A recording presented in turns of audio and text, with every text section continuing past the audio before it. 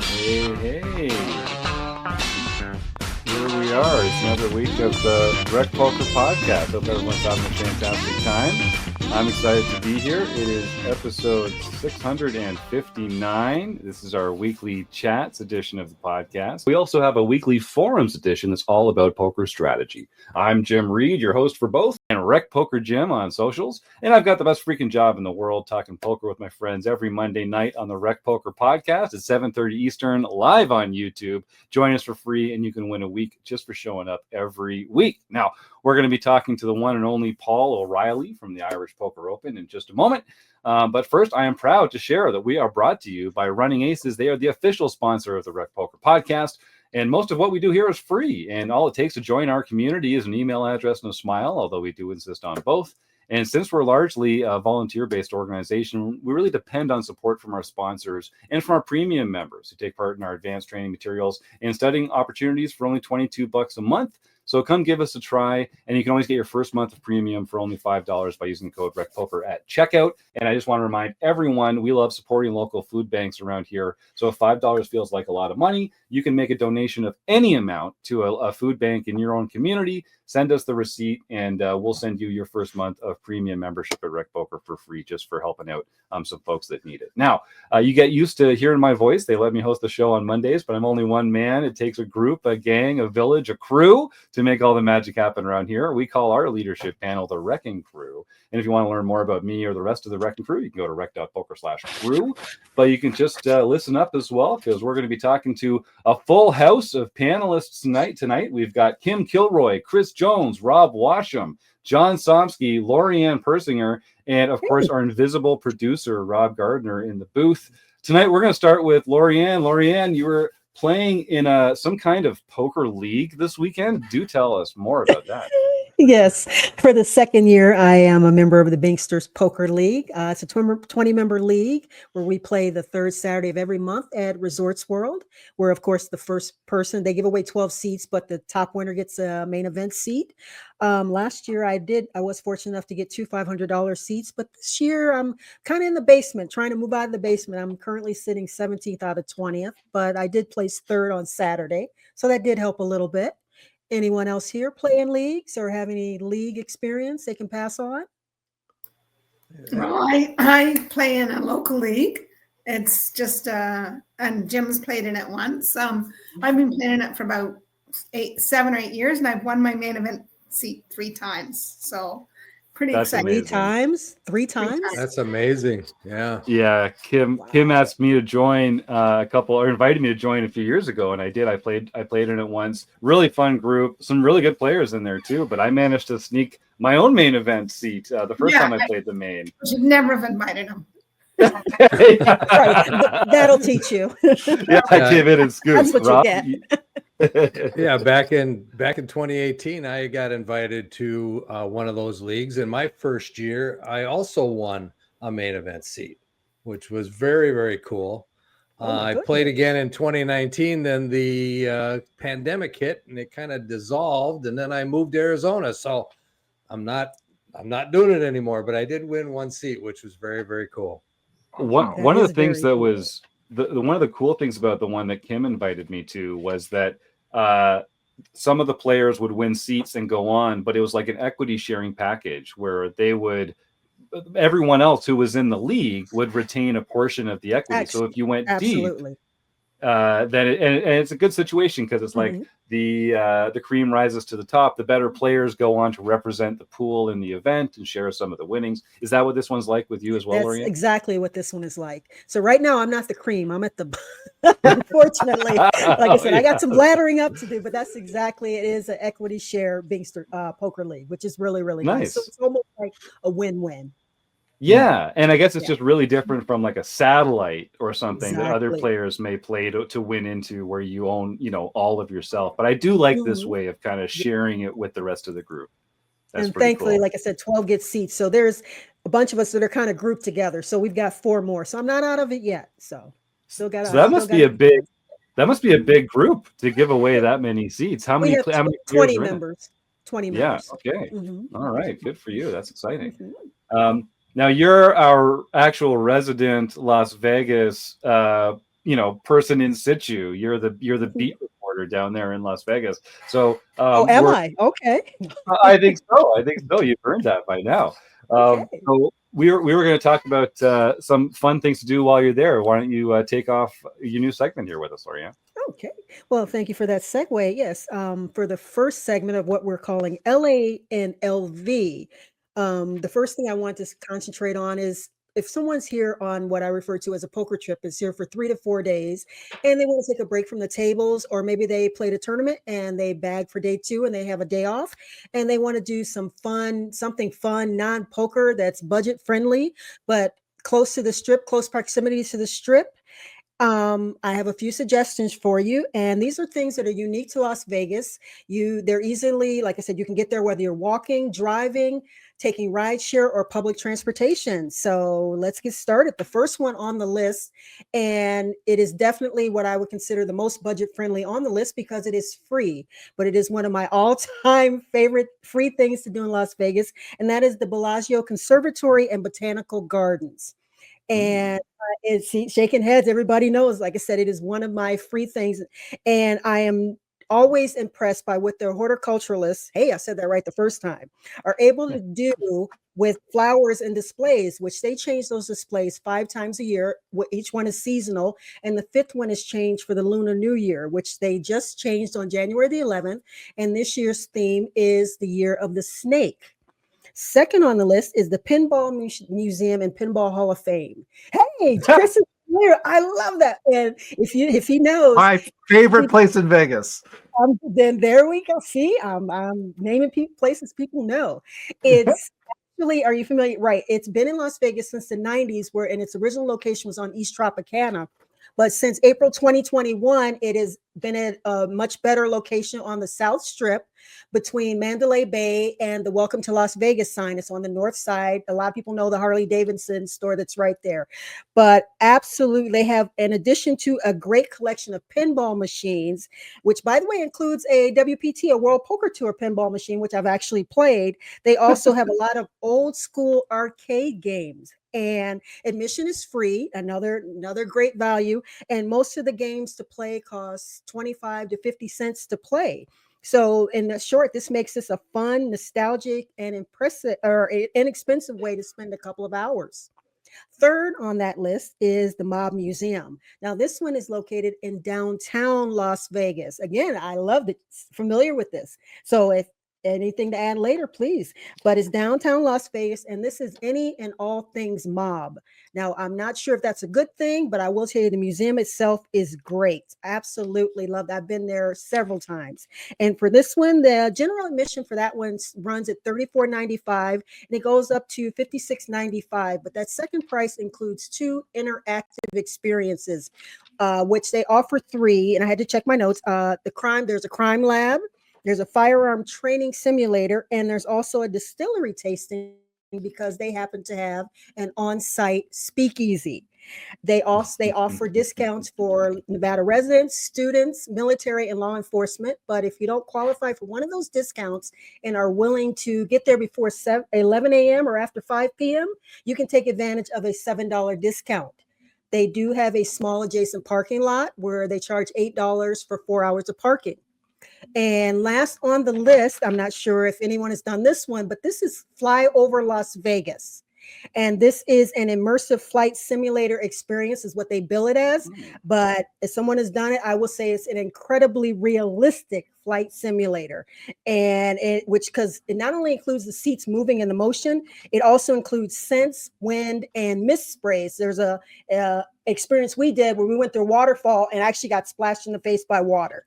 So, I mean, it's outstanding. But I will say, as someone who's afraid of heights, it's so realistic. I did leave fingernail prints in the grip. So if you suffer from motion sickness or heights, it might be a bit much for you. And the price for that, when the pricing starts at $39, and they do have a website, and I recommend the website because if you buy online, you save $3. But they also allow you to do like double experiences where you then save 30% if you do combine two experiences together. And for an additional $11, you can add a drink to your experiences. I mean, because they have an on-site bar. This is Las Vegas. So, and the current four experiences they're offering right now, there is the Canadian Rockies, Flyover Chicago, the American West, and the one that we did, which was Legendary Iceland. And it was just, to say it was visually spectacular is an understatement. Absolutely loved it. So in closing and on a final note, I would just like to say that with a little bit of planning and good logistics, the good thing about the four that I mentioned is that you can do all of these in one day. And it would actually end up costing you about the same as a tournament or a cash buy-in, and sometimes actually even less if you did all four of those. So there you have it for this segment of LA and LV. I love it. LoriAnn Persinger, LA in LV. This is so much fun. I think it's exactly the kind of thing that we're going to get to enjoy more and more over the next little while. I'm so glad that we've got you and our embedded agent on the strip there to report back. Undercover spy. Yeah, there's some great stuff. I saw Chris Jones was like flipping on every single one of those. Every trip I've made to Vegas, I have made a trek to the Pinball Hall of Fame. Back in its old location, new location. It's awesome. It's so a blast. Great. It really is. It's a blast. Well, anyone else have sort of like some favorite while you're down there, maybe on a shoestring budget? Rob Watcham, I think, actually, and I were at Fremont together. Rob, did you make it up there with Roger Schutte and I when Bronwyn was down in town that time? Oh yeah, watched the Bare Naked Ladies. Yep, we saw Bare Naked Ladies live for free in downtown Las Vegas. That was a very cool venue. Yeah, and that was kind of right in the pandemic area still. So it was kind of a we're just starting to get out of it, I think. And it was a lot of fun. I assume you're talking about the band playing on the stage, not like the performers around in. No, from what I understand, well, there's a little bit of both down there. But yes, it was the Canadian band Bare Naked Ladies. That's great. Thank you for clarifying. Some of our less cultured folks might not know what I'm talking about, but yes, we were down there watching the Bare Naked Ladies, the Canadian rock band. Yes, I would just like to congratulate everybody that had Rob Washam saying Bare Naked Ladies on their bingo card for scratching that off there tonight. And a big shout out. No, please, I was going to say a big shout out to Roger Schutte, who was down with us that night. Roger is an integral part of what we do here at RecPoker. He touches all the podcasts, every podcast that we do. He helps us optimize and add some cool features to it in post-production. So Roger, always going to remember that evening fondly. It was great to hang out with you and hope to see you again soon. Sorry, LoriAnn, you were saying about that as well. No, I was just adding that when you say Bare Naked Ladies in Fremont Street, you do have to clarify. You definitely have to clarify because it could go either way. That's fantastic. Well, speaking of amazing places to go and have a lot of fun, our guest this week is Paul O'Reilly. If you're a regular listener, you listened to an interview 5 or 6 weeks ago with JP McCann, who is one of the owners and operators of the Irish Poker Open.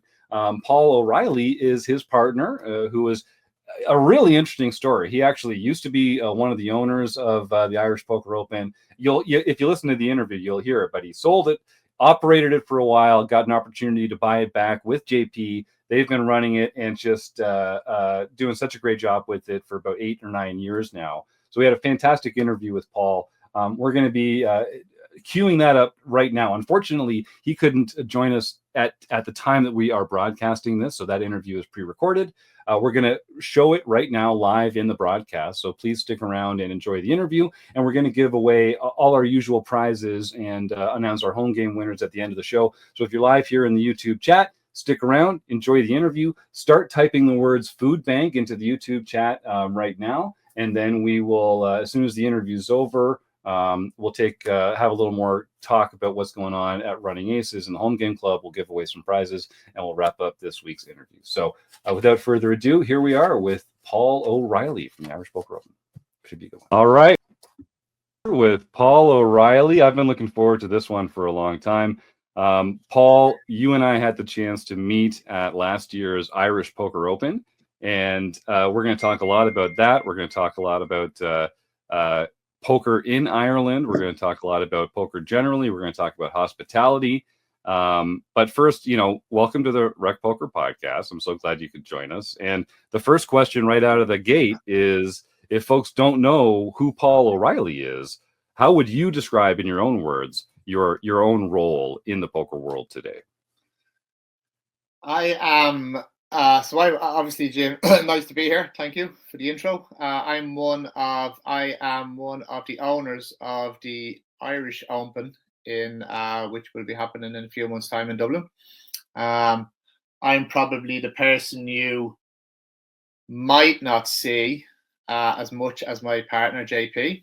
I tend to kind of hide and do things in the background and stuff like that, and kind of push JP out there. He likes to be front and center. But for the last 8 years anyway, since I joined up with JP, I've been working with JP and the Irish Open, and before that, I have a kind of a particularly long storied history with the Irish Open, but we're at this kind of 2025 point now, which is kind of just amazing to see where we've got to now, from where I've seen all these different stages that the event has gone through over the years. Yeah, and we had the pleasure of talking to JP about a month ago, and we got sort of some of the history of the series and a little bit about sort of like what it's like for you guys in this role there. When I was over there in Dublin last year, you're both very present. You're both very personally invested in the way that the Irish Poker Open runs. And it was just a pleasure to meet you and him. And I could tell that, like I say, you both really had your heart in the right place with this kind of stuff. I'm curious, what was your poker beginning? Like, no one just wakes up one day and decides they're going to buy a poker tour. No, it's a funny one, because when so my father would have a poker background.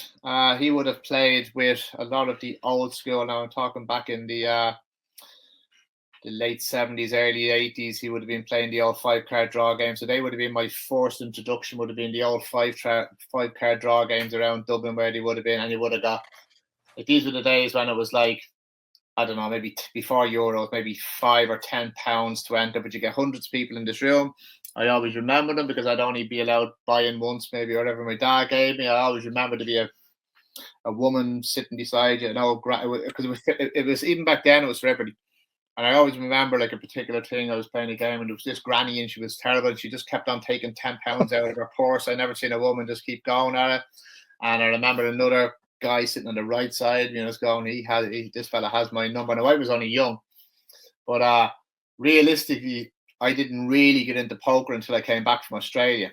I was in a totally different. My background is not poker. I just kind of fell into it when I came back from Australia. And when I came back, then my father in the interim had decided to buy into a casino with a friend of his. And then within that time, a short space of a few years, he then had introduced himself to, well, he knew him, Liam Flood, a long time. Liam Flood had not been doing the Irish Open for a few years. And my dad had gone back to him and gone, I'd be interested in kind of reigniting this Irish Open, because I have a property premises casino here now that just might be right up the street for us to get that thing going. I just came back and asked for a job. That was really it. So my father has a long history with the Irish Open. My father would have played in the Irish Open back in the late 80s. Wow. He would have known all the original Irish Open players back in the early 80s. So and then Liam Flood was one of the original gents behind. Lovely man. Has left us a few years now. And then we went into partnership with Liam, and then we bought half the Irish Open off Liam Flood and went into business together in the early 2000s. Mm. And And we've got we're joined here in the RECing Crew panel by Kim Kilroy, who's a longtime fan of the Irish Poker Open, LoriAnn Persinger and Joe Coolis. Folks, jump in if you've got any questions, of course. Kim's actually the one that convinced me to come and try it out. She's put in the chat here, she's been going to the Irish Open since 2016 and finally met you last year. So saying you're behind the scenes is an understatement. I felt like you were much more present, and it's been great. Kim's been telling me for years, oh, you got to go try it. Her and Kim and Elizabeth and Stu, and they wore me down. I was like, there's no way I'm flying across an ocean to go play in a poker tournament. But they were like talking about how much fun it is, all the great atmosphere, that kind of stuff. So I did it. It's a bucket list item. I think everyone should. And once you do, you're gonna be hard pressed not to go back.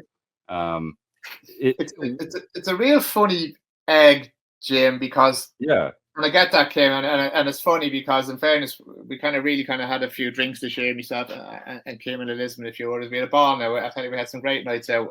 We had great crack. And I remember, like, when we did this in the Merrion, so there was no TV at the time. So, like, we were the first people to actually run a televised poker tournament in Ireland, and it was to do with it was late night poker, and it was to do with the Hendon Mob, and it was really in its infancy. It was kind of on Channel 4. We tried to do it in this old Georgian building that we had a casino in town, and we had another casino, but it didn't suit. Then I had another casino, and it wouldn't have suited, but it would have suited here. And these are the days of, like, dial-ups for the internet, and you're trying to stream stuff on a dial-up, and you're plugging yellow plugs in the walls, and it was like it was a disaster zone. But we tried, and it worked to a degree. And then in about 2006, like, poker was in good flight, and we were like, so poker was now outgrown the Merrion. So at that stage, I sold the Irish Open to Paddy Power in 2006, and Whitley and Flood, in the contract I had placed that if I sold it to them, that I would run it for them for 10 years. 10 years. Now it just happens out the 10 years the way it panned out. And in fairness to Paddy Power, they took it to another level. They have a lot of they have a lot of budget behind it. They could brought it to juries. They were able to stream it. They were able to bring in proper TV crews. It moved around the hopscotch to City West. We moved back to City West to juries, and it was in and around the kind of a $3,000 buy-in. 708 people was the max that the Burlington could hold because of the size of the TV, and it was 700, and that was it, maxed out. It could do no more than 708. That's 8 in the feature table. And they were the days when blonde poker, cake poker, all of these, all the sites were looking to send people somewhere. So they used to be like, I remember, like, they were hawking the tickets for 7, 8, 9, 10 grand in the lobby because it was sold out. And if somebody was trying to say to me, he goes, "What do you think?" And I goes, "If I don't see it, I don't know about it. If I don't see it, it won't hurt it. I don't care what they're going for. I just want everybody to sit down."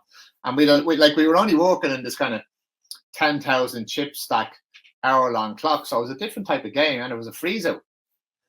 So it broke down pretty quick, and it was only on for 4 days. And TV was on new at the time. And then we got into like 2012, 2013. We're after being in 4 years of kind of the worldwide recession, so the whole place is in a bit of a mess. We're coming out of it. Now they're trying to find where is the sweet spot for this buy-in, because it's gone to $3,000, $4,000. It's $3,000 with 3 million, $4,000 with 4.5 million guaranteed. Now it's gone to $2,000 with $1 million. Now it's $3,000. I got like, you have to stop. Just stop. You can't keep jumping around here.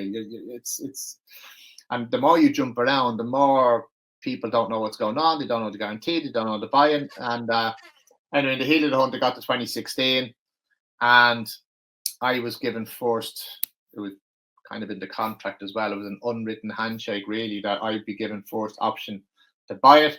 I'd been obviously talking with JP, was running the Norwegians. We were looking at, it was a kind of a perfect storm timing wise, because the logical choice was to go, well, I'm setting up in Dublin, and you're already setting up in Dublin, and you've got a bigger event. I've got this nice event. We just married the two of them. We just turned it into a big, huge thing. It worked from the start, even though, like, the first year, Jim, in 2016, when Kim and and Elizabeth, everybody started coming over, like, it was a $500,000 guarantee. we're on a €1,000 buy-in. People are kind of questioning the buy-in. You got lads going, well, the esteem of this and all, and I'm kind of going, well, you can esteem all you like, lads, but I have €500,000 of my money on the line here, so I need 500 people to rock up the door here and get the. Now we did 800 odd, and it kind of went from there. We were lucky from the start, and we've been looking to now. Like we had good sponsors from the start as well. You know, when we got going, like we had Party Poker for a good few years. That was a good match. Now in the last few years, we're because there's a legacy element with Paddy Power and Stars, and yeah, it's going well. It's going great, Jim. It's going great. It sure is. So there's so many things I want to talk to you about, kind of like the business of this, and so I actually wasn't even aware that you had kind of owned it earlier as part of or you were a part owner with before the Paddy Power one came up. Yeah. And so that's really interesting. So you sold it to Paddy Power and stayed on as a manager, or to run it as you say, and then what's that experience like? Like, did you feel like, what were the circumstances that caused you to sell it at that point? And if you were interested in staying on as the director, why not just keep owning it? Like, what happened there? There's a couple of elements to it.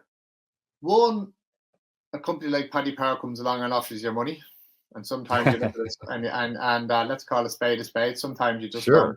You just don't, like, everything has a price. And there was the ability for conditions to be added that I would run it for a period of time. And then while I'm running it for that period of time, there's obviously an income to be derived from me running it. Yep, to a degree as well. And they needed, to a degree, a certain amount of guidance on how to run one of these things as well. Plus, then you always want to see something get better. And while you want to see it get better, you look at somebody like Paddy Power, and Paddy Power are willing to spend a lot of money on the event. They're willing to buy more tables. They're willing to send. They're willing to get people satelliting through. They're willing to spend on advertisement and PR and bringing celebrities in to do things like that. So you really need nowadays, and this was it was in its infancy in Ireland, something like a sponsor of an event, because it wasn't done. These were just done in casinos, poker events. And the Irish Open, Paddy Power explained what they were going to do, and it was kind of well, Liam was staying on, so Liam was going in an ambassadorial role as well. So that was important that he went in as well. So he was like a kind of a consultant, stayed on. He was like a figurehead. I just ran the operations of the event and offered guidance and advice where I thought it was needed. But they were very good, in fairness. What happens then as well, though, Jim, somebody like Paddy Power and all these big corporations, there can be quite an amount of staff turnaround in these places, you know, and people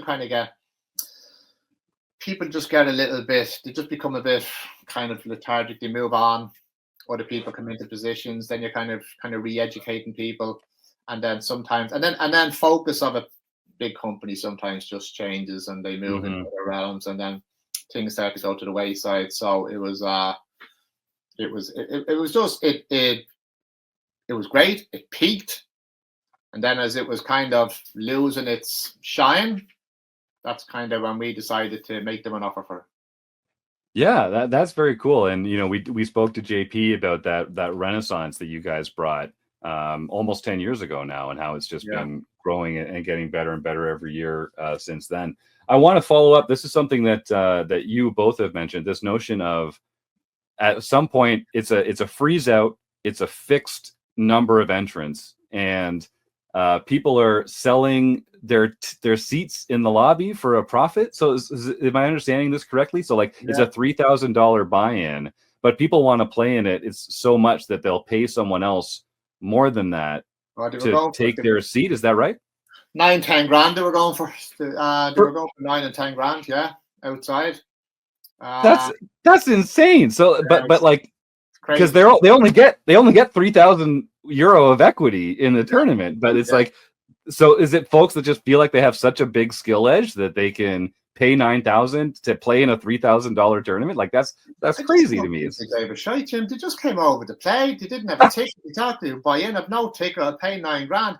Like you have all this talk nowadays, and you have all these equity equations. That wasn't the case then. People didn't know this, you know what I mean? You're getting into and the game has evolved so much where you're getting into your and the levels of stuff in your 3-bet and 4-bet and all of it. This wasn't happening back then. This was just gamble. And people were coming going. I remember like even Doyle Brunson was there and he was going, I wish I had found this thing earlier when I was talking to him. He goes, this is right up my street. It's complete carnage in here. Like it's like a complete and I've seen other pros turn around and go, I can't handle this. This is mad. There's no rules here. There's people doing things that they shouldn't be doing. And I was going in the book, and I was going, these lads are reading a different book. They've had 6 points. Right. It's a different book here, lads. So it wasn't kind of ABC. Now it's kind of got to a new level. Poker's got to a new level as well. But like, there's still like we shouldn't even be now realistically. When you look at a 1K event like this now, have the level of some of the players who are playing in this 1K event. Like there's some really, really, really good players playing here. Really successful players, really big scores. And some of them, like, I know a guy last year who came over. He's got probably 20 million plus in winnings. Came over to play and never ended up playing, just went to the crackdown for 7 days. I believe it. I believe it. Yeah. Never got near the poker table. I mean, it's that atmosphere that the events that you guys have there, the sort of like the Irish Poker Open community is a real draw, a real attraction. You guys do that probably better than anyone else that I've encountered in the poker world. Definitely. And in fact, Joe Coolis had a question here, sort of similar to that, and then I'll pick this up again on the other side. Joe? Yeah. Hi, Paul. Nice to meet you. I find it very interesting when people like Cam or Jim talk about a poker tournament in a manner that suggests that it's more fun than other poker tournaments that they've been to. Because of a couple things. One, you walk into a poker tournament and you see the hype that comes about it, but it's basically poker tables, and everybody sitting around waiting for cards to come. And secondly, I'm a psychologist, and I've always found that alcohol, high emotionality, and stress in the presence of financial incentive are a bad mix for anything to be considered fun. And the third thing is that there's always kind of a outlaw belief to a lot of poker players. They're coming in to do a hustle. How do you make that fun in a way that so many people say, yeah, spend $500 to $600 and fly across the pond and spend 4 days in an expensive place to visit for a poker tournament? How do you do that? What's the magic? Where's the There's a number of different factors, and then there is there's like just an area of just kind of like an anomaly, Jim. Like so, and you're right in theory. In theory, you should not put 1,000 people in a room sitting around playing poker, drinking pints. It shouldn't work. It shouldn't work. So I get the psychological element of it. I agree. It shouldn't work. It should be carnage. It should literally be like something out of the Wild West, out of a saloon. The thing about it is we've never had a fight at the Irish Open. Ever. There's never, ever fisticuffs at the Irish Open. Okay, it's as simple as that. If people know, and because it's grown and grown and grown and grown, you got these people always there all the time.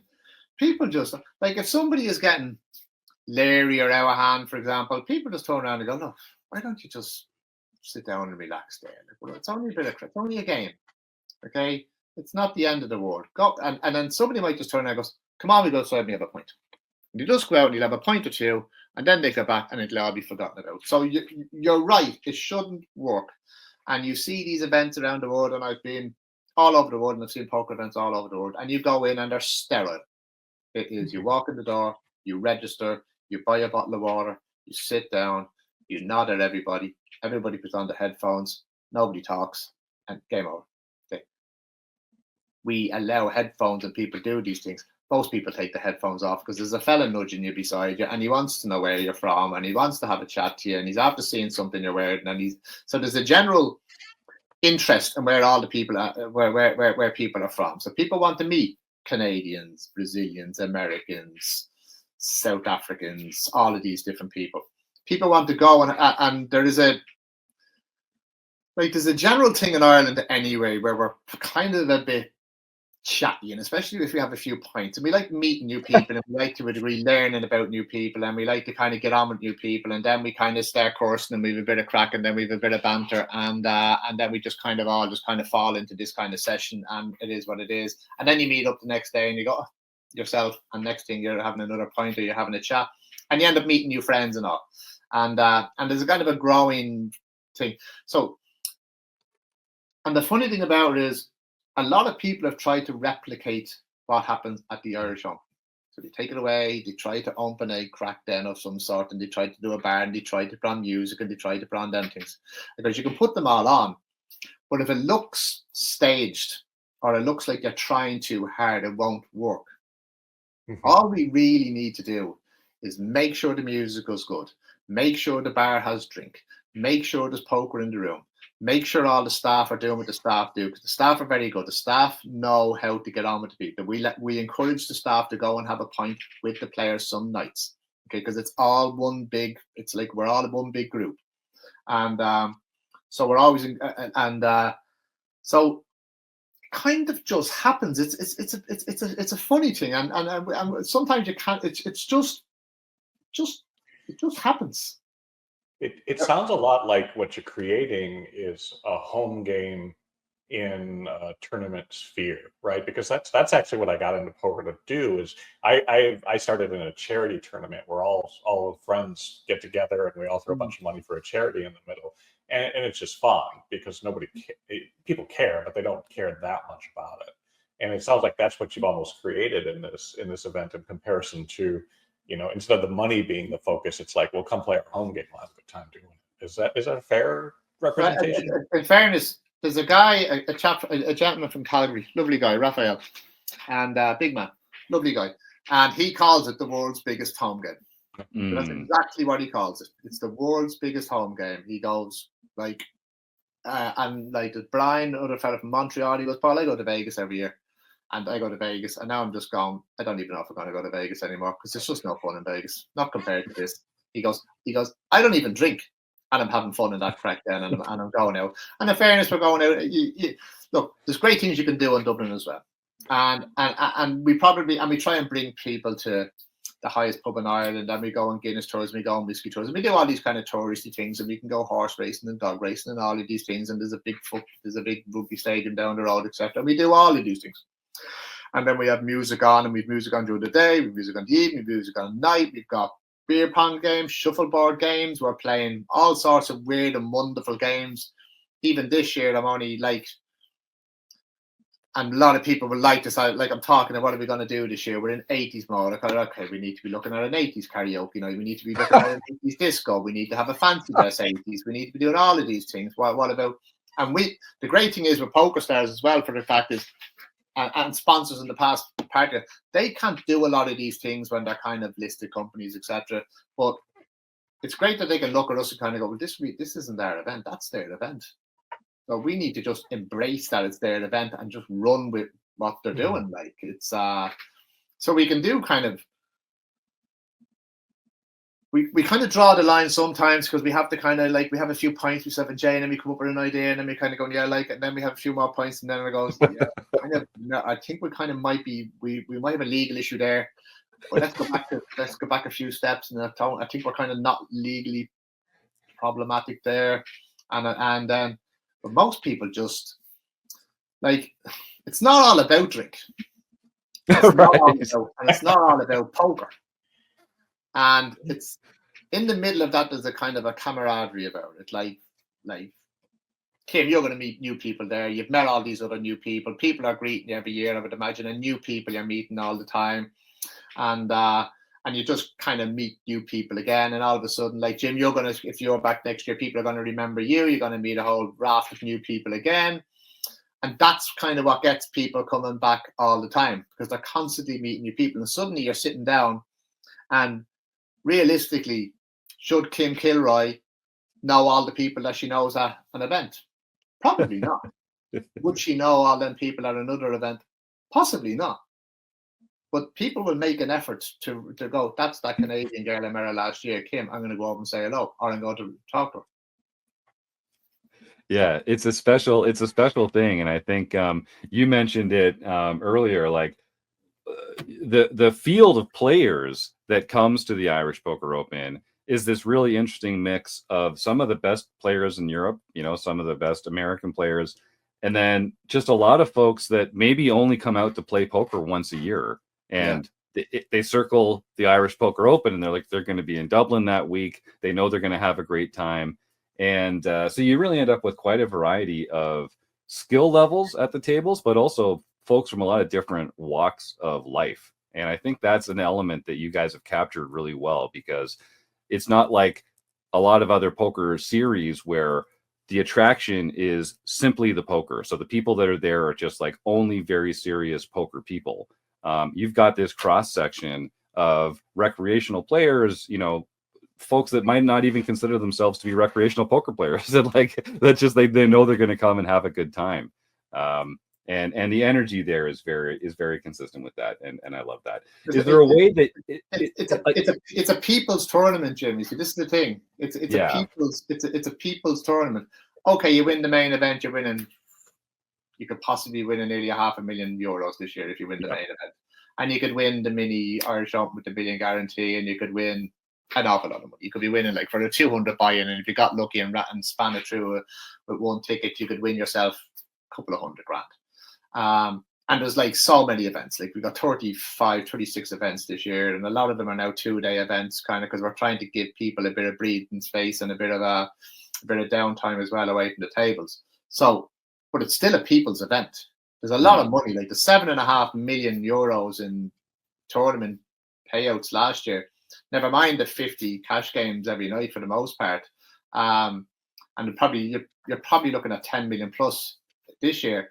But are really people thinking about, okay, they're coming and they want to win the money? But like you look at the satellites online and the way you can like there was a guy came second a few years and he qualified for 10 cents. Amazing. 10 seconds. 200,000. Span is 10 cents to a dollar to 10, 10 to 20, 20 to 100, 100 to a ticket. Came second, couple of $100,000. And there is so it's targeted at like the amount of satellites that, for example, Stars and Paddy's iPoker Network will put out there. They will send 700 plus players. Now, Poker Stars will turn around and say this, as Party Poker said it before. They've never seen so much drive to play in online satellites after you've seen for the Irish Open. Ever. Wow. In any event they've ever done. In any 1K event, they've never seen the demand for satellites like it. Ever. Party Poker used to say the same. He goes, Paul, I can load up a 50 seat guarantee. I can load up here on a Saturday and it'll be full by Sunday. And I'll do 50 seats. And I don't even have to think about it. So so they know where to go. They want to go. And that's the great thing about it though. And the satellites that are going there, because you can qualify for £100. You can win another seat. You have two shots at it. So you don't have to have €1,150 to play the Irish Open. And it makes a big difference. So I've got some questions for you, kind of as sort of like business questions around like for instance, so almost all my exposure to the Irish Poker Open has been through word of mouth. It's been through other poker players telling me how much fun it is. Now I'm not in Europe, so I might not, see the ads and stuff that you guys do, but like how do you market a tour like this differently? Like how do you grow the pool of people that are interested in coming out when it's not like, a typical a big thing, Jim, and it's a fair point you've made there, and it's a big thing, and Kim is your classic example. It's a classic example of how this works. Okay. 90% of the people plus who come to the Irish Open, as JP puts it always well, because are going to lose money. They're going to walk away from the event and they will have lost money. And when they're walking out the door at the end of the event and they're going to the airport or they're going to wherever they go, we want them to turn around and go, I'll be back next year.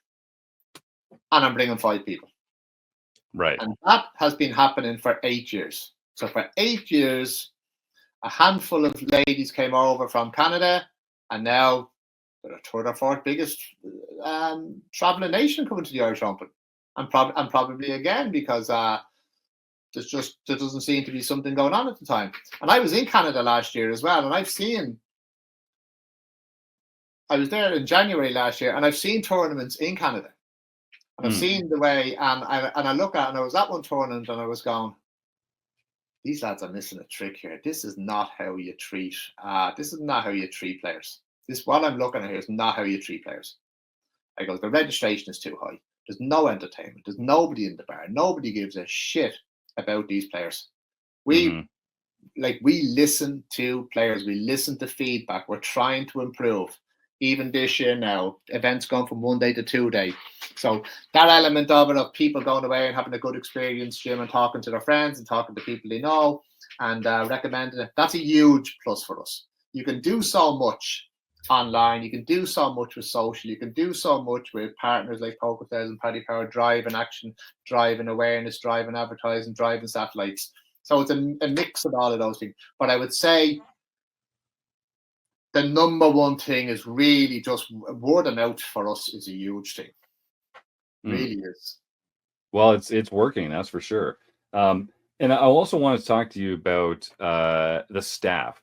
So I found that every person I spoke to there, whether it was dealers, floor staff, bartenders, security, custodians, like it was a very well-trained, high-level staff at every element of it. Now, I think, we talked to JP a little bit about this, and he's like, well, if we needed twice as many dealers, we probably wouldn't be able to maintain that level of quality for everyone there. But like, how do you manage to keep attracting such competent professional people to all these different elements of the tour?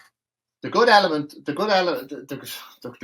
of it is, Jim, that we've had them for so long and they keep coming back and they want to come back. So you're only ever topping up. What you're ever doing is topping up. Then you've got like key personnel. Like there's a lot of things that people see in there that they just don't know what's going on, and there's been little subtle changes, like even things like, and these are kind of elements that myself and JP to be looking at in different ways, and how we have changed the efficiency of even now, like the technological changes that we've brought in over the last couple of years, even the cash test, how that works, and the fact that we're now we're literally automatically verifying IBANs to be able to process payments to people better. We're actually linking into banks to make sure that people are getting a fair exchange rate on their money. We're making sure that people can process foreign currency, and we're not kind of like you see in some places gouging people to try and make money on currencies. That we're actually going with what the rates are in them cases. The registration is seamless. And this is just technology, and then we come out from it. Then you bring in then you got new partners like Luxon coming in. Again, we're able to process. We're reducing queues, so we're making the journey. We're trying to get you through the system onto your table efficiently, and that comes from whether it's the TDs, the dealers waiting, the registration person, the security guy is letting you in, the cash desk who's processing you over there. So I've worked in pretty big companies in my time before I got into huge companies around, and you always find there's a complete lack of unity of direction. Okay, where they're all seem to kind of and they're not pulling in the same way. Where all of the people at the Irish Open have all got one focus. The focus is make the event work like clockwork, and if one part of it breaks down, it just doesn't work like that. There's nobody fighting with another part of it. Even the bloggers, the photographers, the streamers, the stream, everybody all knows what they're doing. The barman knows. The person who's cleaning the floor needs to know that if she doesn't clean that person's not going to do that. I don't want that. So everybody knows. Now and again, you get somebody like me and JP, for example, walking through a floor, and I don't miss a trick, Jim. And if I walk through that floor and I'm seeing all these things, I'm going to hell and high water if I walk through there and I'm seeing things that I shouldn't be seeing. That being said, they're usually out of our hands because there's so many external vendors here when you're going into a situation like the RDS. And the RDS big step to go in there. I'm sure like Kim and a lot of these other people are wondering how was this going to pan out, because they're used to City West and we've got a hotel pricing issue in the whole of Europe now at the moment. It's a quandary that the whole of Europe finds itself in. Like, will City West ever open? I doubt it.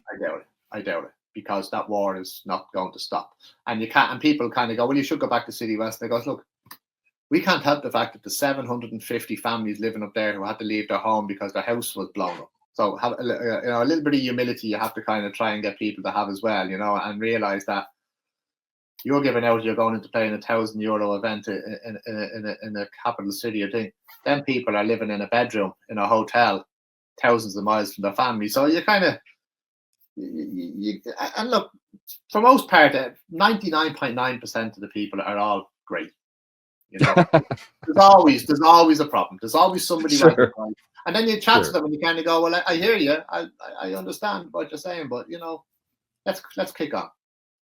Well, I love that, and I think that's a perspective that is consistent throughout the entire organization. And JP's kind of spoke about that a little bit as well.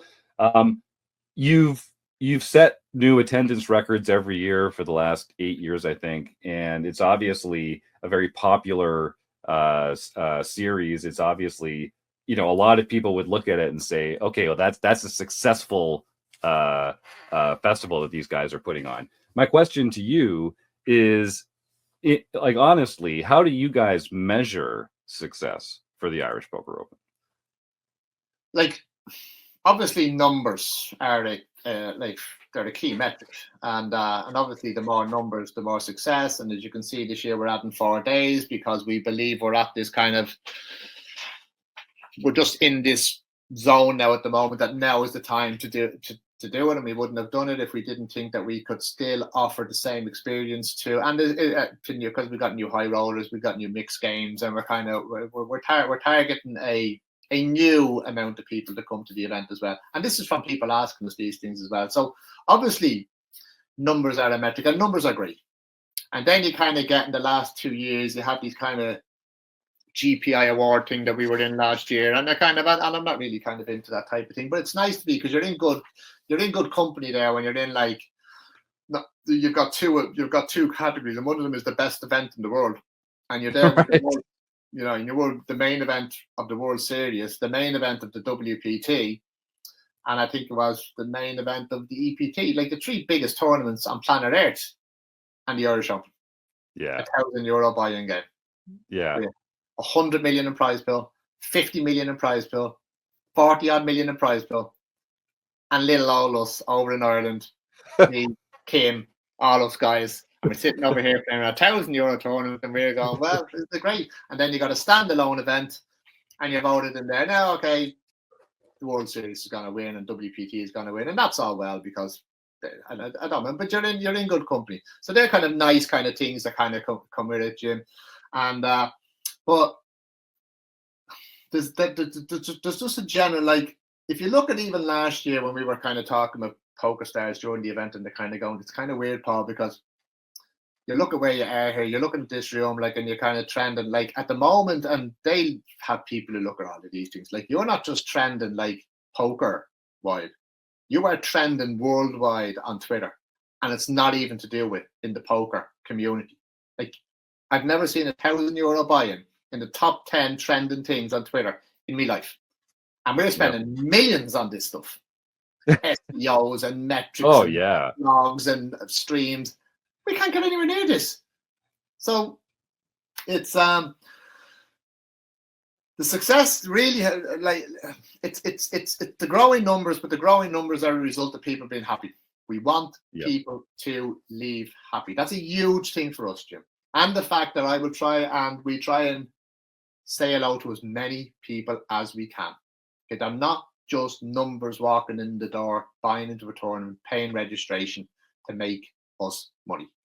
Because you can see, where else have you seen a 100-foot long LED wall and a walkway into a tournament?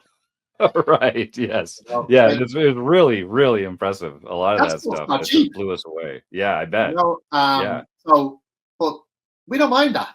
We don't mind spending all of this money on bands and music and DJs and prizes and all of this stuff, because it's a party, and people like the party and people like to see these things. So it's returning people is what we like to see. The likes of Kim and all the guys there, 8 years in a row. Yeah. No, it's really, that's the great thing. Like, you got lads coming back going, like fellas over in Scotland go, this is my Christmas. I come over here for 8 years. Brilliant. I goes, lads, big poker players, I said to you, I know a guy that's coming over this year, and he goes, well, I play all over England, I play all over Europe, and I'm coming over, and I'll probably play one tour. That's it. Yeah. So it starts at the top with you guys, and it just like flows down. Like I say, it sounds like, and listen, let me be clear to our listeners. Paul and I have no business relationship. We're not sponsors or anything like that.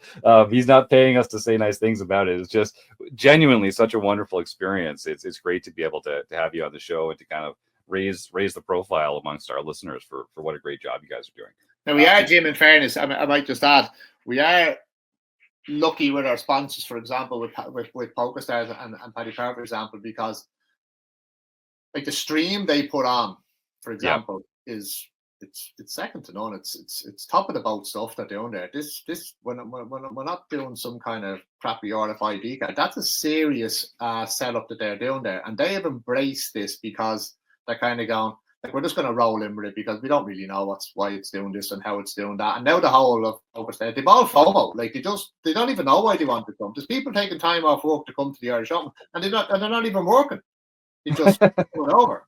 So it's so they've been great, though. In fairness, they've been really good. They've embraced it because it's not their event. It's difficult for a company like that to understand that they just kind of, because it's their event, so they have to kind of go with what we want to be doing. But in fairness, they've embraced it, and they've brought a lot of great stuff to the event as well. In fairness to them, they really have, because it's not like anything else they do.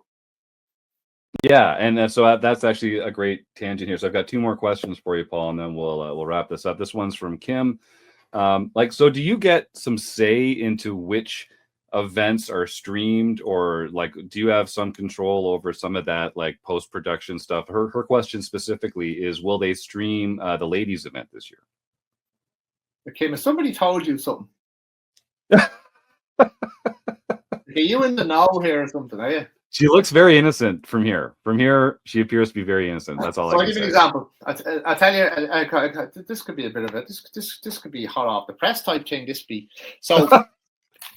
There's no point in, so for example, to set up a stream, to set up a TV table, and like, you start on, so let's say you start streaming on a Friday. To get ready for that Friday, you start setting that on Monday. So you got rigging, cameras, set, all of these types of things have to be made. And TV works excruciatingly slow. I've never seen anything move so slow in my life, okay? Because you've got checks, sound checks, picture checks, all of these checks, constant check. And there's a massive integrity thing that comes with a stream, because in the back there, you can't stand beside him because you've got people checking cards, you've got to think. So there's a massive amount of security going on in the back there. And then the Irish Open Day one starts on the Friday. This year, the ladies event day one starts on the Thursday. This year, the ladies event will probably be a 2-day event, and the first thing that will go on to the stream on the Friday will be day 2 of the ladies event, is the plan. Cool. So all right, Kim's happy. It'll be the first event we've ever streamed that's not the main event. I love to see that, Paul. Just like, I know Kim's excited too, but like the fact that of all those events that you could be streaming, that you're choosing the ladies for it, hats off to you, man, because some of these ladies events get kind of short shrift in a lot of the other series. They don't get the same kind of publicity that the mains or some of these other ones do. So good for you. Not only, I mean, it's good for the game, but it's also just, it's well due. So I appreciate that. It's an uncanny, well-timed question, Kim. I only had another conversation about this at 4:00 today with somebody in PokerStars. Oh, no kidding! Wow. That is weird, yeah. So it's but that is the plan. The ladies event will be the first ever event that we've done non-main event orientated, and then that's why the ladies event will now be a 2-day event. There you go. I love it. Well, she is very plugged in. Kim Kilroy is very plugged in. It wouldn't surprise me if she had someone on the inside for your meeting with Poker. Kim, you better make the goddamn table now. They're not putting on the thing now. You're here. You're That's right. That's the plan. That's the plan. Yeah, that's out of the bag now. So that is the plan. Because of all these additional new day twos, like you got your America's Cup, and then everybody was giving out, well, I want to play in the America's Cup. Okay, you can all play in the America's Cup. We're just going to call it the America's Cup, and that's a 2-day event. The Hendon Mob's a 2-day event. The ladies is a 2-day event. There's another few of them are going to be 2-day events now, and it gives people time to come back. Yes, but they are hot off. That's hot off the press, Kim. Ladies is the first stream on the day on the Friday. You heard it here. You heard it here first, folks. We're breaking news on the RecPoker podcast. International poker headlines happening here in real time. All right, Paul, my last question for you. So I've traveled to a lot of poker events over the years. I've worked with some tours and casinos and that kind of stuff as part of their efforts to make the game more friendly for recreational players. And one thing really blew me away when I was over and I met you and I met JP. You guys kind of took RecPoker under your wing a little bit, and you were very supportive of us being there, putting up some posters, handing out some business cards to players, giving away some prizes to some of the entrants and that kind of stuff. And you even, you and I met for a coffee, and you took some of our information and set it up on this LED screen and all this other stuff. You really went above and beyond a partnership agreement as though we were actual business partners. But you didn't ask me for a goddamn thing, Paul. You just liked what we were doing, and you guys just embraced us and said, we're going to help you spread the word, and we're going to raise RecPoker's profile out here. And you didn't want anything in return. And that is not something that I have encountered at any other of the stops that I've made. So why? How, you went to some trouble. You gave up, a real estate that other sponsors could have used, or you could have used for other stuff. You really, what caused you to take this plucky little Canadian fella and put it together like that? It's nice to be nice, Jim. You don't always, everything doesn't have to have a price. Sometimes you just see somebody, you talk to somebody, he's a nice guy. And in fairness, Kim was kind of involved, and there's a thing with Kim there as well, and there's a kind of, Canadians are very like Irish, whether you like it or not. It's true. Just one of these things. There's a natural thing. Look, I'm going back to Canada for 3.5 weeks on my holidays next year in June. I went there for 5 days actually. I'm now going for 3 weeks with my family. Yeah, June's a good time. Here. Come in June. Good thing. So in July, yeah. So it's just. You had a thing, Jim, and I was just trying to give you a dig out with it. And in fairness, the RecPoker thing and the way it is, and people are trying to, it's for recreational players, but they're trying to get better, and the way you get better, the better. But they talk amongst themselves. You enter forums, you play games, you do these things. You have, so it's a kind of it's a good thing that you do. You know what I mean? And it's just a good thing. So why not give you the dig out? I don't need to get money for. I mean, you can't get blood out of a stone either, Jim, as me would. That's also true. I mean, sometimes you know the fella doesn't have any money, and you can know that very quick, especially at the fourth point. So I knew where I was after that. That's fantastic. Great answer, man. Well, Paul, I will say you guys definitely left. You made an impression. You definitely left your mark on me, and not only me, but also Mrs. Bluffsterini. My wife had such a wonderful time out there, and a lot of that was because of the excellent experiences that she had with you and JP and the rest of your staff. And there's a non-trivial chance that she's going to come this spring and play in the ladies event. That'll be her first real poker tournament that she's played in, other than in our home games, in our own home games at home. So you guys really, and I want to just reinforce that to our listeners, Mrs. Bluffsterini, she loves poker, but she doesn't like casinos. She doesn't like the sort of overhyped competitive professional play. But she's this is the kind of event that she's going to want to come to and play in and be a part of. And it's really because of that energy, that atmosphere, and that kind of commitment to the hospitality of the experience that you guys bring. So just, full points, I guess is what I'm saying. I do think, Jim, and it's coming, and I do think, because it's been a long time coming, and I'm looking forward to when I do see it. Present company, not because of present company. I do think it's coming. There will be a ladies, at least a final tablist. I would like to see a lady. They have to get through that field. Now, it's a numbers game. And if there is that many more men, but that many women, so it is harder for the women to get through that. But as I keep on saying, somebody was saying to me, and I was going, look, you're under no illusion. I said, I hate playing against ladies. Because they see into my soul. I swear to God, they look into me. I go, that woman knows more than I'm thinking. It's like me. I come in and my wife says something to me, and I go, sure, I'm not. And she goes, she can practically tell me what's wrong. She can just sixth sense. And it will happen. And it'll be great when it does happen, because when you think about the Colette Docherty's won her in the past, Irene Tier, some of these women who are like, there's been a real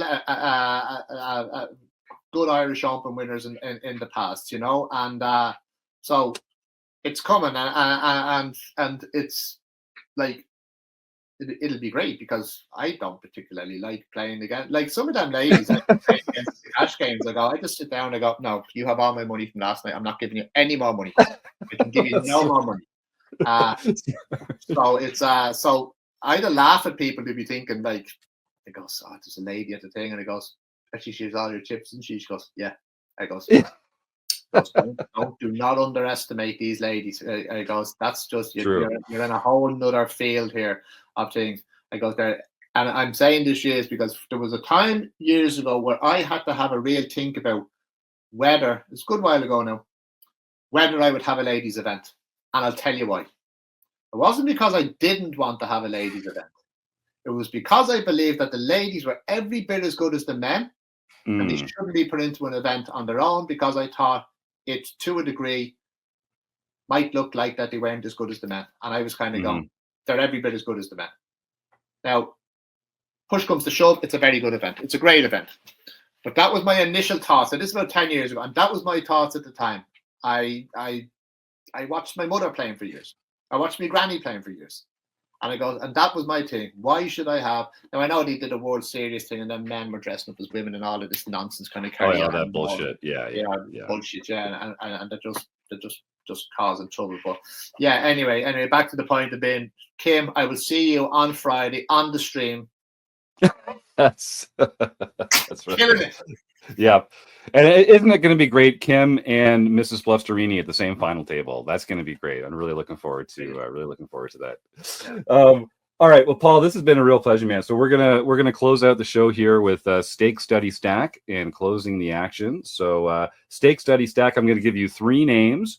You have to choose one player that you would stake in a poker tournament or cash game, one who you would like to study with to make yourself better as a player, and one who you would like nothing more than to just steal all their chips and just stack them right at the table. All right. Your 3 names are 2022 Irish Poker Open winner Steve O'Dwyer, 2023 Irish poker winner David Docherty, and a little fella by the name of JP McCann.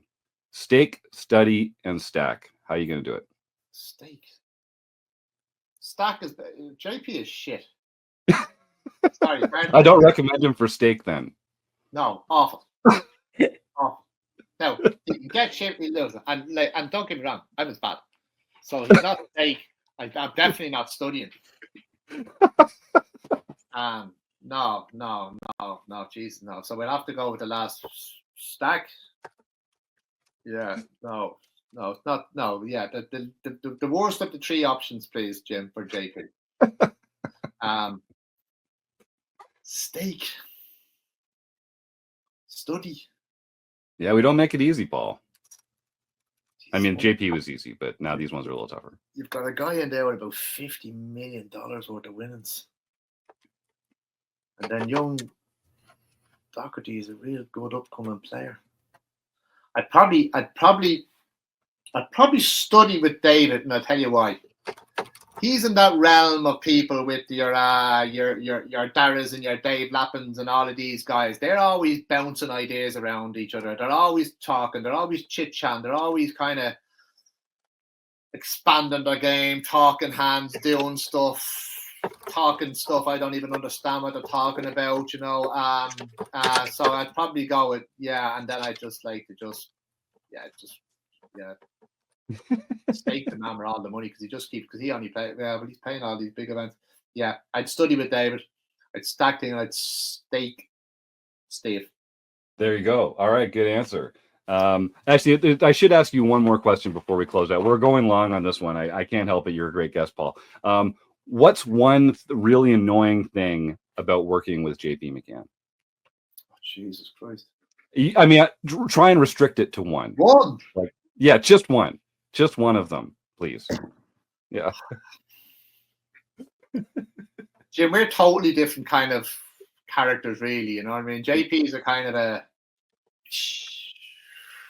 comes out with something and then forgets about it and then will remember it, where I'm kind of, but I'll hear what he's saying and I would be when I hear one person saying something, I'll have broken the thing down into 15 parts already in my head and I'll have started to finish it and I've worked out all the steps to get something to the finish. He'll come up to your day and he'll see a thing and he won't get in the middle of it. So I would say he's not as organized as me. That's a good one. He's not as organized as me. Now, I'm very organized. Oh, JP lives in this thing. Yeah. WhatsApps and stuff. I live in computers. I hate this. He loves talking to people on the phone all day, where I like to just get stuff done. I get more done on this. And look, we're different. Look, the great thing is, Jim, of all the years we're working together, we still have an agreement that if we both don't agree on something, even though I'll agree, he doesn't agree. If we don't both come to an agreement on something, it won't happen. We both have. That's a good way to do it. So if we both don't agree, sometimes you have to just, okay, I didn't get my way on that. And sometimes he doesn't get his way. And then sometimes we'll meet in the middle and we'll make something happen. But in some cases, if we both don't agree, it usually doesn't happen. I like that. That's a great philosophy. It's sort of like naming a child. It takes 2 yeses or 1 no. That's the only way to make it happen. LoriAnn, I know we're going long here, but I want to hear, you had one question before we go. Thanks, Jim. Hi, Paul. My simple question, maybe not so simple. If you had unlimited power in the poker world and you had the ability to change one thing, what would it be and why? One thing.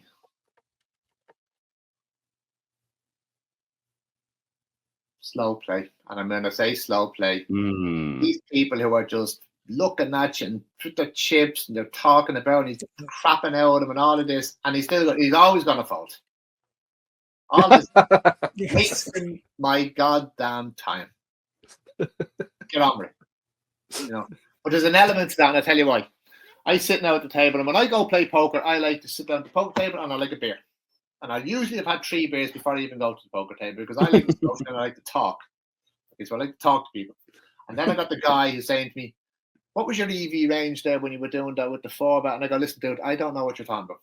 Okay, I don't understand this language. I go, here's what I understand. Raise, fold.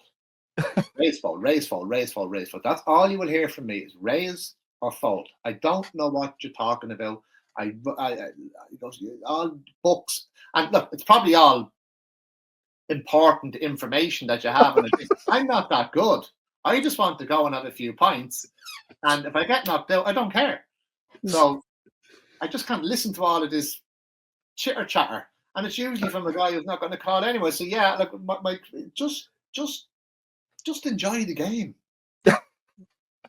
It's like we're playing a €50, €100 buy-in. When we're playing for the World Series on the final table, it's only a bit of crack, like. So look, don't get me wrong. I'm worth 3 or 4 tickets at least. Right. I'm never with it. So it's but that'd be Look, just kind of loosen up and enjoy the game a bit. It's only like at the end of the day, it's a game. It's a game. I know there's money, but it's a game. True. Very true. Good question, LoriAnn. And now we know Paul's biggest poker pet peeve too. So we'll save a couple seconds here in closing the action. That was a good one. All right, Paul. This is the lightning round, closing the action. So I'm going to fire a few questions at you here, mostly to do with poker. And what I'm looking for you to do is to respond with short, fast, honest answers. Just lightning. The first thing that comes to your mind has to be true. You can say pass. Let us start closing the action with Paul O'Reilly. All right, first one's an easy one, Paul. What is your favorite poker hand? 10 jack of spades. Good choice. Is poker a gamble or a skill game? Skill. Is Die Hard a Christmas movie? Yes. Is Ace King a drawing hand? Yes. Is a hot dog a sandwich? No. What's one thing you're afraid of? Developing a slice of my golf game. Should vacations be lazy or busy? Lazy. Name one player that you respect. Poker player. Yeah, poker player. Doesn't have to be your hero, but just like one poker player that you respect. Whoa. Can't pass. Okay, pass. Hard to decide. Yellow light coming up. Slow down or speed up? Speed up very quick. Pineapple on pizza, yes or no? No. It's getting to the end of the tournament. You might not be in this situation very often, Paul, but near the end of the tournament, when it's getting down to the final table, often there's an opportunity to either continue playing or chop the pot. Are you a pro chop or no chop? Oh, pro chop. I wouldn't be there anyway. Though. Pro chop, yeah. Name one excellent musical artist. Not necessarily your favorite, but one really banging musical artist. Prince. Good one. What about an open face sandwich? Is an open face sandwich a sandwich? Yeah, I like that. Yeah. All right.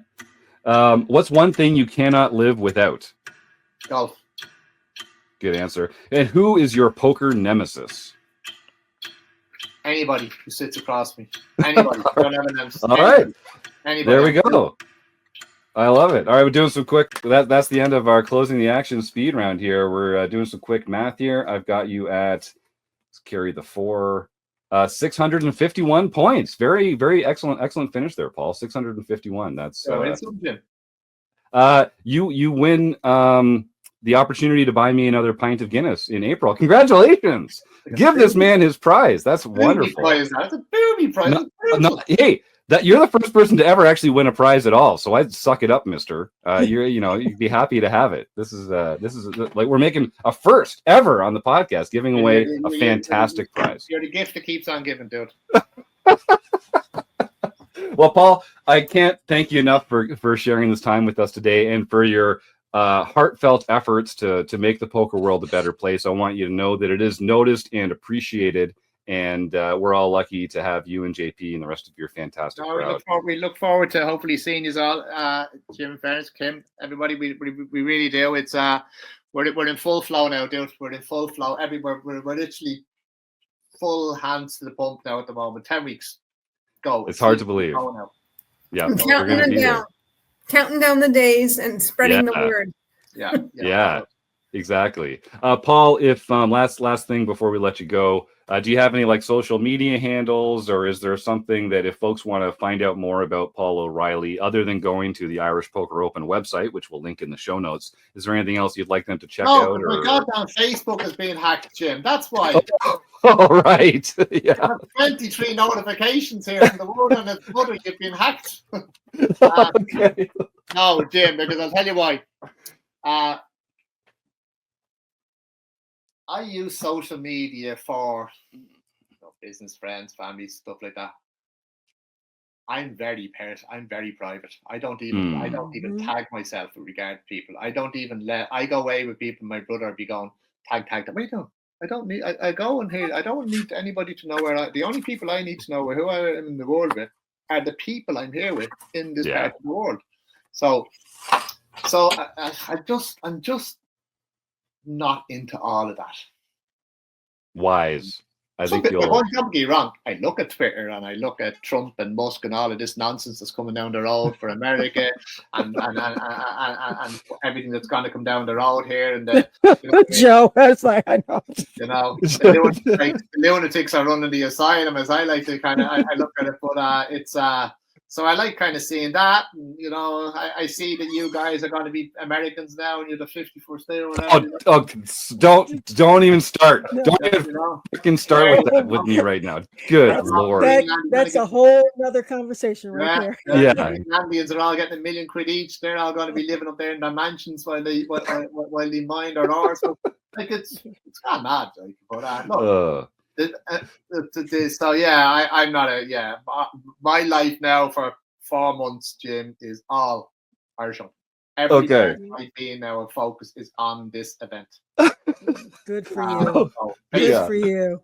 I have a little life now for the next 10 weeks, as we all in the team do. It's just we're absorbed in it now. I've got a computer here, a laptop here, the thing here.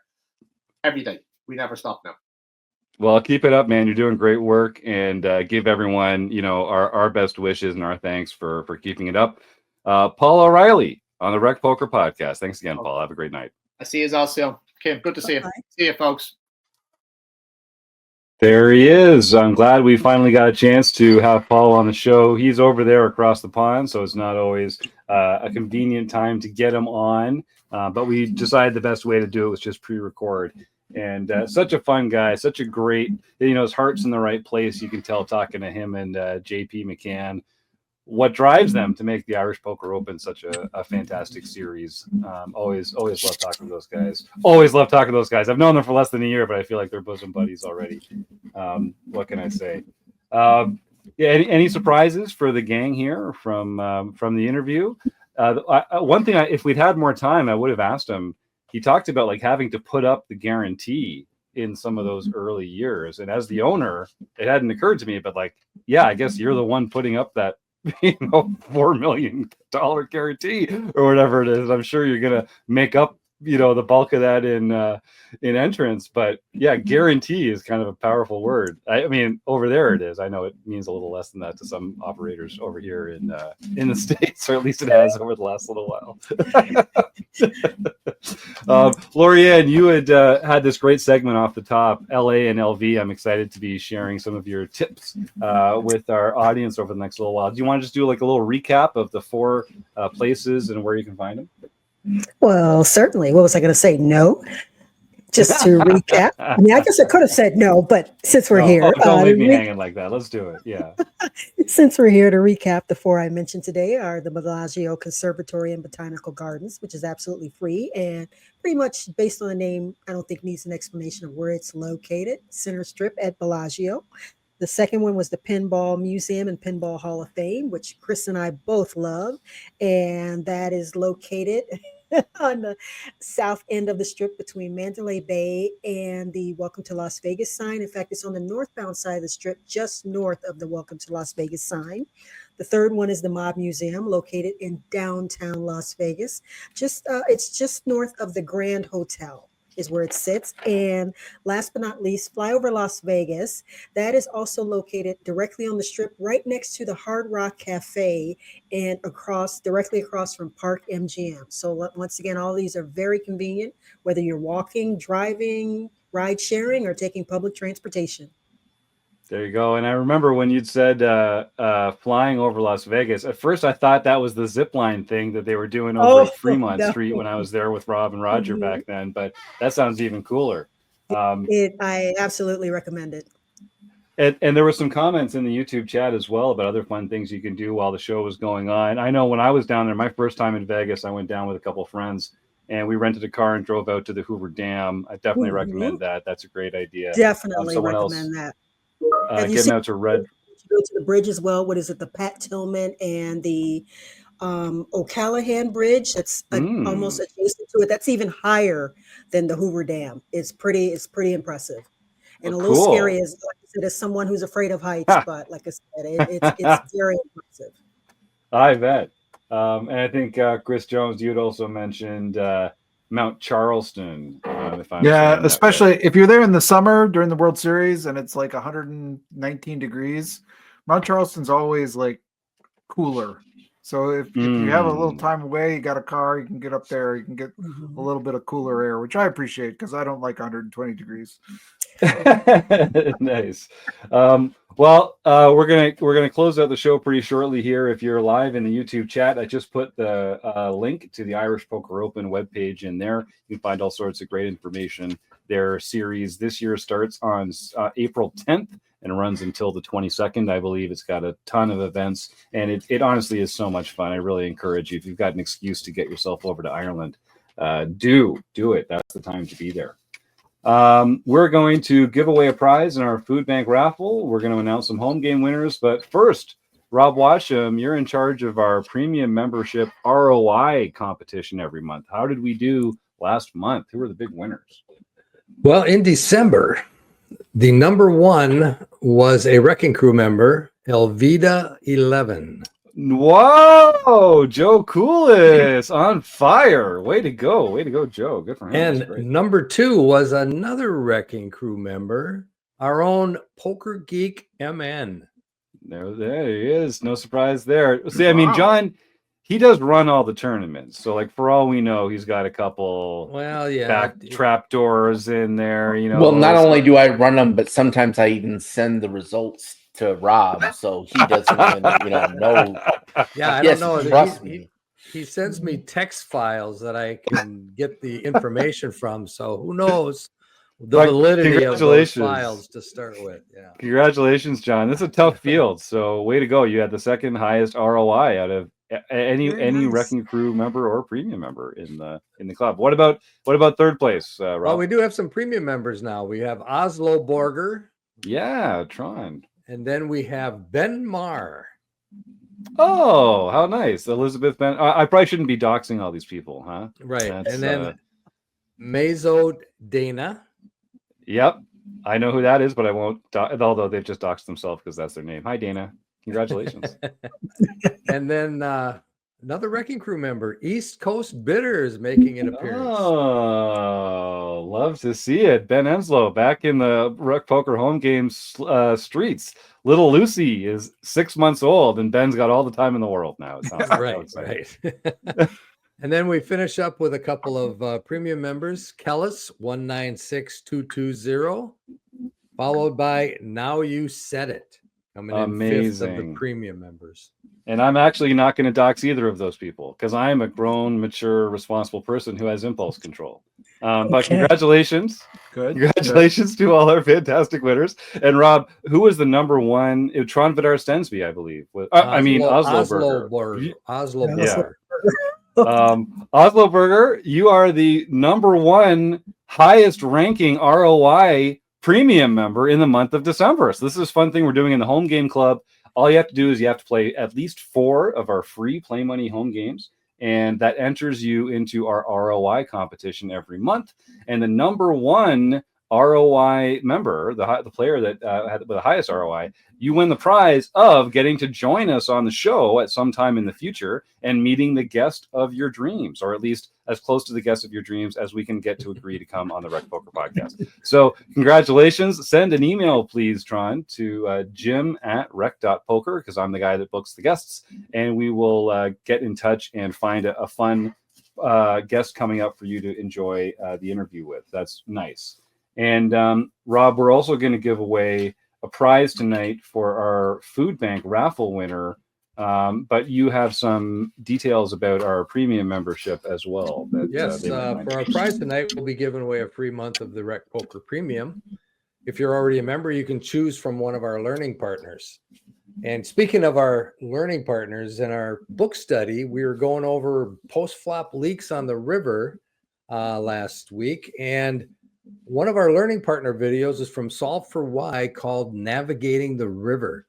And it fit right in with what we were discussing. Matt Hunt has a way of explaining things so that it really makes sense. So you should check out Solve for Why by going to rec.poker, resources, and learning partners. You can access their content for only $49.99 a month. Awesome. Yeah, folks, go check it out. All the folks over there that Matt Berkey's got running the show at Solve for Why really know what they're doing. Matt Hunt's one of my favorite coaches on their site. He does some really, really excellent stuff. And if you're considering joining our premium membership, like I say, all you need to do is donate to your own local food bank, send us the receipt, get your first month for free, and you can be reviewing all this fantastic training material available through our Learning with Partners program for some of the best training sites in the world. So come and check that out. All right, last chance to type the words food bank into the YouTube chat, because John Somsky, he's coming up with not just the week's home game result winners, but it's a whole new year, and we've got some exciting news about 2024. Take it away, John. Yeah, every year I do a game, the home game by the numbers. So for the most wins, Eric Anderson got 20 wins this last year. Whoa! Got 17 wins.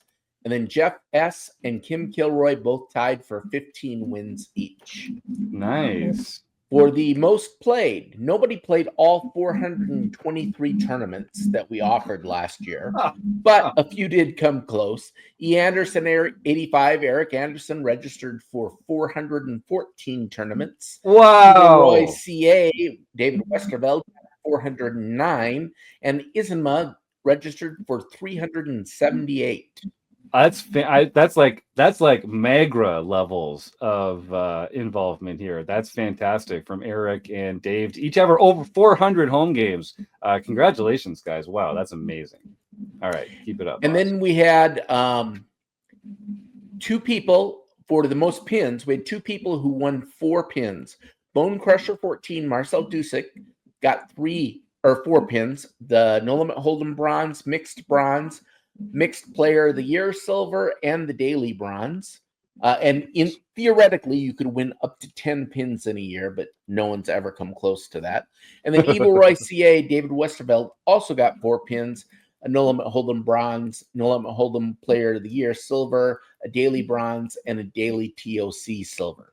Man, some killers. We got some killers in the room here for sure. And then for cashes, Mike B 172, Mike Bayer got 66 cashes, cashing 18% of the time. Wow. Evil Roy CA, David Westerveld got 66 cashes as well, but only cashing 16% of the time. And then Stewie 13, Stuart Carriage got 65 cashes, cashing 21% of the time. Amazing. Then I also keep track of ROI, and this is the people with the best ROI who played at least 100 tournaments. So you have to have played a large volume in order to have qualified for this. And Bone Crusher 14, Marcel Dusick, had a 62% ROI, followed by Convincly Eric Jin with 43%, and PetBet 33, Kim Kilroy with 39%. So that's two Wrecking Crew members and Marcel, who is Canadian, by the way. I'll just point out that Marcel is Canadian and Kim is also Canadian. So I'm just saying the Canadians are doing very, very well here. Sorry, Yes. John, you're saying. Yes, they are all doing well. And stay tuned. You know, if you play lots, you can get onto this list next year. And we're having even more tournaments in 2025 than we did in 2024. And now on for the weekly winners. On January 13th, the really Mad Guy won the daily TOC event for all of the winners who won an event in January. And Pokerloon 91 got their first nightly victory for the year. Squidge 2022, Kate Ibbenson got her first nightly victory for the year. Bruce K54, Bruce Kiefer, got his second nightly victory. Huskers SSM got his or her first nightly victory. John Lutzy got his first nightly victory for the year. Now then KB got his first nightly victory for the year. Evil Roy CA, David Westerveld won a daily mixed practice event for the first time this year. Rick the Good Dog got his second international victory this year. Rozzy Q, Roz Corto got her first international victory for the year. And none other than 5x5, Chris Jones won the LPP event. So, Chris, you can contact info@rec.poker for your free month at Learn Pro Poker. That's right. Congratulations, Chris Jones. I know you've been just clamoring to get your paws on a free month at Learn Pro Poker. And like all our members that play in the free poker home game club that we have here, the entry is free, the chips are play money, but the prizes are real. So every Sunday, whoever wins that tournament gets a free month at Learn Pro Poker. Compliments of Ryan LaPlante and everyone over there. So thank you for them. All right. We are going to roll out of here in just a second. We're going to give away a fantastic prize to someone who typed the word food bank in the YouTube chat. Invisible producer Rob has been taking notes and writing everyone's names down. Let's see who the winner is going to be this month. Looks like John Doe. You know who you are. Yeah, no, that's okay. That's my buddy DJ. He goes by JD in the chat just to confuse me. But send that email, John Doe. You are already, I happen to know you're already a RecPoker Premium member, so you have unlocked a whole new tier of prizes available to you. Please send an email to info@rec.poker, and the one and only Rob Washam is going to get you all set up with everything you need to know. And I guess the last thing I'll say, because this has been a long show, we've been having a really fun time here, but we're going to roll on out, is that it is not too late to get your little butt up to Running Aces for RecPoker Weekend at Running Aces. It's next weekend. It's going to be tournaments all day on Friday, January 31st and Saturday, February 1st. But on Thursday and Sunday, we're going to have some fun stuff going on as well. There's more details at rec.poker/events. And there's a special reduced rate for folks if you want to stay at the hotel for the weekend. We're going to have cash games. We're going to have tournaments. We're going to give away prizes. We're going to have drinks and food together. We're going to have a bunch of merch. We're going to support a local food bank. It's going to be a ton of fun.